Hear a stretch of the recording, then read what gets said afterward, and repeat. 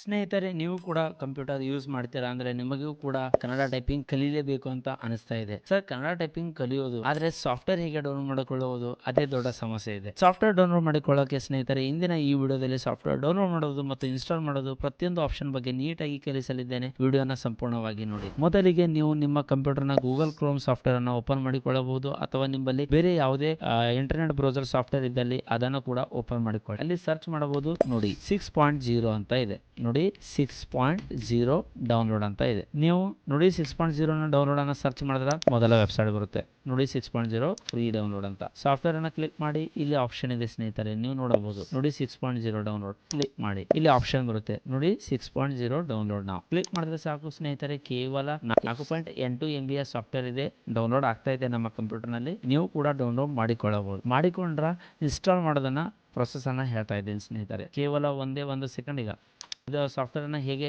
Download ಆಯ್ತು, install ಹೇಗೆ ಮಾಡೋದು. ಇನ್ಸ್ಟಾಲ್ ಮಾಡೋಕ್ಕೋಸ್ಕರ ನೀವೇ ಏನ್ ಮಾಡಬಹುದು ಸ್ನೇಹಿತರೆ, ವೇಟ್ ಮಾಡಿ. ಇಲ್ಲಿ ಫೋಲ್ಡರ್ ಅಂತ ಇದೆ, ಶೋ ಇನ್ ಫೋಲ್ಡರ್ ಕ್ಲಿಕ್ ಮಾಡಿ. ಆಪ್ಷನ್ ಕ್ಲಿಕ್ ಮಾಡಿದ್ರೆ ಸಾಕು ಸ್ನೇಹಿತರೆ. ಇಲ್ಲಿ ನಿಮ್ಮ ಹತ್ರ ನೋಡಿ ಸಾಫ್ಟ್ವೇರ್ ಬರ್ತಾ ಇದೆ. ಇದನ್ನ ರೈಟ್ ಕ್ಲಿಕ್ ಮಾಡಿ. ಇಲ್ಲಿ ಒಂದು ಆಪ್ಷನ್ ಬರುತ್ತೆ, ರನ್ ಆಸ್ ಅಡ್ಮಿನಿಸ್ಟ್ರೇಟರ್ ಕ್ಲಿಕ್ ಮಾಡಿ ಸ್ನೇಹಿತರೆ. ಕ್ಲಿಕ್ ಮಾಡಿದ್ರೆ ಸಾಕು.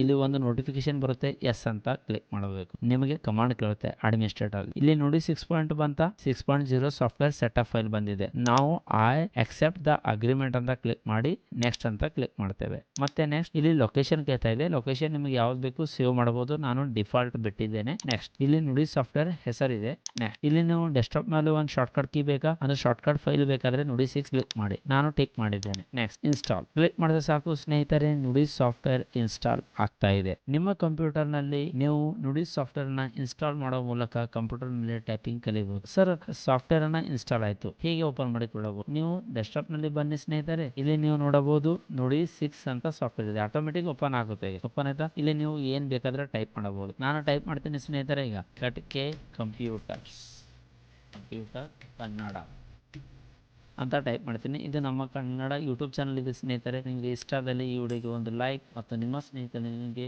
ಶೇರ್ ಮಾಡಿ. ಮತ್ತೆ ನಿಮಗೆ ಈ ವಿಡಿಯೋ ಇಷ್ಟ ಆದಲ್ಲಿ ಕಾಮೆಂಟ್ ಮಾಡಿ, ಜೈ ಕರ್ನಾಟಕ ಜೈ ಕನ್ನಡ ಅಂತ. ಮತ್ತು ಸ್ನೇಹಿತರೆ, ಇನ್ನೊಂದು ವಿಷಯ, ನಿಮ್ಮ ಕಂಪ್ಯೂಟರ್ ನಲ್ಲಿ ಯಾವುದೇ ಸಾಫ್ಟ್ವೇರ್ ಡೌನ್ಲೋಡ್ ಮಾಡುವಲ್ಲಿ ಏನೇ ಸಮಸ್ಯೆ ಬಂದಲ್ಲಿ ನೀವು ಕಾಮೆಂಟ್ ಮಾಡಬಹುದು. ನಿಮಗೆ ಆ ಸಾಫ್ಟ್ವೇರ್ ಹೇಗೆ ಇನ್ಸ್ಟಾಲ್ ಮಾಡೋದನ್ನ ನಾವು ವಿಡಿಯೋ ಮಾಡಿ ನಿಮಗೆ ಕಲಿಸಲಿದ್ದೇವೆ.